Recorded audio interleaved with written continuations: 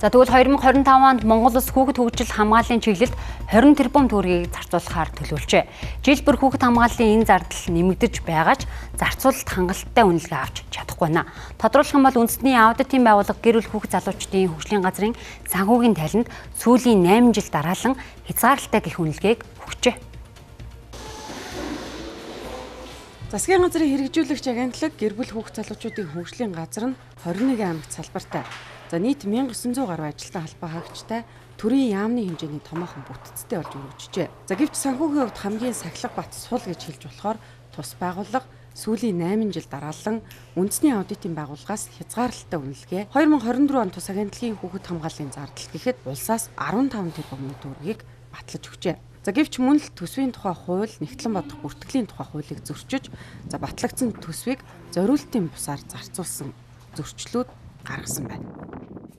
За бүхэлд нь одоо ингээд дүгнэж хэлэх юм бол хүүхэд гэр бүл хөгжил хамгааллын одоо ерөнхий газар маань хуулиар хүлээсэн үүрэг чиглэл гэж байж байгаа. За үүрэг чиглэлийн тухайд бол хангалттай сайн үнэлгээ бол авч чадаагүй. Санхүүгийн аудитаар бол 8 жил хязгаарлалттай гэсэн дүгнэлт авсан. Одоо энэ талаар бол ямар нэгэн одоо ахиц дэвшил гаргах одоо арга хэмжээ аваагүй байж байгаа одоо хүртэл. За энэ жил одоо ямар үр дүнтэй гарахыг бол хэлж мэдэхгүй байна. Ерөнхийд нь базаж хэлэх юм бол хүүхэд хамгааллын талаарх төрөөс баримталж байгаа бодлого маань өөрөө хэрэгжилт нь хангалтгүй л явж байна л гэж.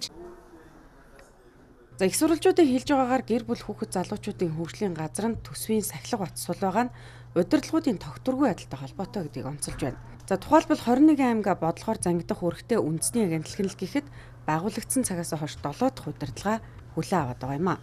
За сар шинийн өмнө томилогдсон гэр бүл хүүхэд залуучуудын хөгжлийн газрын дарга нь төсвөө зориултын бусаар зарцуулах асуудал энэ жилээс эхлэн гарахгүй. За төсвийн тухай хуулийн хүрээнд ажиллаа явуулах бүрэн боломжтой хэмээн ярьж байна. 20 тэрбум төгрөг батлагдсан байна. Бидний одоо өнгөрсөн жил бол бид нар 14 тэрбум төгрөг байсан. За энийг манай одоо яам агентлагт ирүүлэхгүйгээр энэ төсвийг нааш нь татахгүйгээр сангийн яамнаасаа бүх 21 аймагта тухайн аймгийнхаа хүн ам хүүхдийн тоонд хуваарлаад ингээд одоо нийслэл рүү 21 аймаг руугаа хуваарлцсан байна. За одоо агентлагт дээр үйл ажиллагаа явуулах 3 тэрбум төгрөгийн зардал байна. Төрийн бас байгууллагуудын ажлыг үнэлэхгүйгээр тэдний гүйцэтгэлийг үнэлэхгүйгээр ингээд зүгээр мөнгө одоо тарааж исэн асуудал бол гарч исэн. Тэгэхээр төрийн бас байгууллагууд төрийн бодлогыг хэрэгжүүлэх ачаанаас нь үрэлцэх тийм ээ. Энэ нь бол маш сайн. Гэхдээ тэд нар маань бас ажлаа итгэмжтэй хийж өөрсдийнхөө хийсэн ажил тохирсон санхүүжилтээ авч буцаагаад тэрийгэ тайлагнадаг байх хэвээр. Тэгэхээр энэ ажлыг л одоо яг ийм шилэн нээлттэй одоо тайлагнуулж сургах нь л одоо хамгийн нэгдүгээр бас чухал зорилт болчиход байна. Монгол улсад эрсдэлт нөхцөлд байгаа 56 мянган гаруй хүүхэд бий гэсэн бүртгэл байдаг.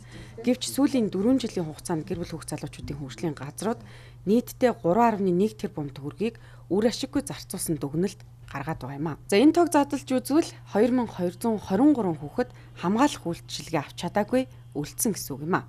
За гэвч энэ асуудалд хариуцлага хүлээсэн нэг ч албан тушаалтан одоогоор байхгүй байгаа юм а.